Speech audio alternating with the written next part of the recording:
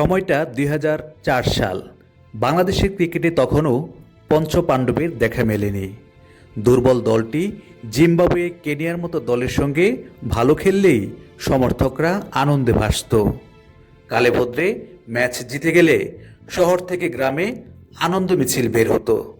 বাংলাদেশ দলে তখন সম্ভাবনাময় তরুণ হিসেবে মাশরাফি, আশরাফুল, আফতাবের মতো খেলোয়াড়রা আসা যাওয়া করছেন।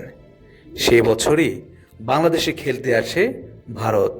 সেটি ছিল বাংলাদেশের মাটিতে ভারতের প্রথম কোনো দ্বিপাক্ষিক সিরিজ, আর সেই সিরিজেই ভারতকে চমকে দিয়েছিল বাংলাদেশ। সিরিজের দ্বিতীয় ম্যাচ, সেটি আবার বাংলাদেশের ওয়ানডে ক্রিকেটের ১০০তম ম্যাচ, আর সেই ম্যাচেই বড় চমক নিয়ে অপেক্ষা করছিল।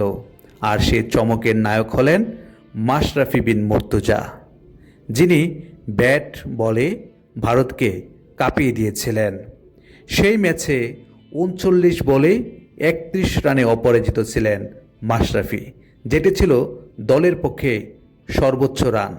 আর বল হাতে প্রথম বলেই তিনি সেহওয়াগকে বোল্ড করে দেন। ইনিংসের মাঝে এসে নেন ধোনির গুরুত্বপূর্ণ উইকেট, নিয়েছিলেন সৌরভ গাঙ্গুলির গুরুত্বপূর্ণ ক্যাচটিও। ফলে বাংলাদেশ প্রথমবার ভারতের মতো দলের বিপক্ষে জয় পেয়ে যায়। অর্থাৎ যখন বাংলাদেশ দুর্বল দলের সঙ্গে ভালো খেললেই খুশি হতো, এমন একটি পরিস্থিতিতে মাশরাফির নেতৃত্বে, মাশরাফির দারুণ পারফরম্যান্সের নেতৃত্বে ভারতকে হারিয়ে দেয়, সেটিও আবার নিজেদের ১০০তম ম্যাচে।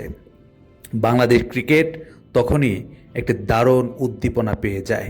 সেই যে শুরু, এরপর থেকে মাশরাফি মানেই ভারতের বিপক্ষে কখনো কখনো দারুণ কিছু করে ফেলা। ২০০৭ বিশ্বকাপ, সেই সময়ে ১৯১ রানে অল আউট হয়ে যায় ভারতের তারকা খচিত দল, যারা বিশ্বকাপে দারুণ কিছু করার আশায় ওয়েস্ট ইন্ডিজ গিয়েছিল। সেই ম্যাচে ৩৮ রান দিয়ে ৪টি উইকেট নিয়েছিলেন মাশরাফি। সেহওয়াগের মতো গুরুত্বপূর্ণ উইকেটও ছিল তার শিকারের তালিকা। ফলে গ্রুপ পর্ব থেকে ছিটকে যায় ভারত, আর বাংলাদেশ চলে যায় সুপার 8-এ। এখানেই থেমে থাকেন নিমেষ।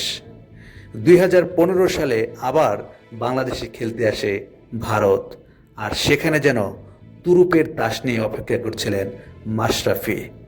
মুস্তাফিজের নেতৃত্বে বাংলাদেশের যে বোলিং তোপ, তাতে ভারত মোটেই সুবিধা করতে পারেনি।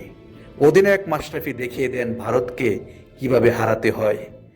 সেই সিরিজ বাংলাদেশ জিতে যায় ২-১ ম্যাচে।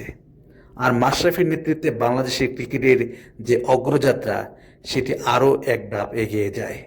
ফলে ভারত মানেই যেন মাশরাফির এক প্রিয় প্রতিপক্ষ।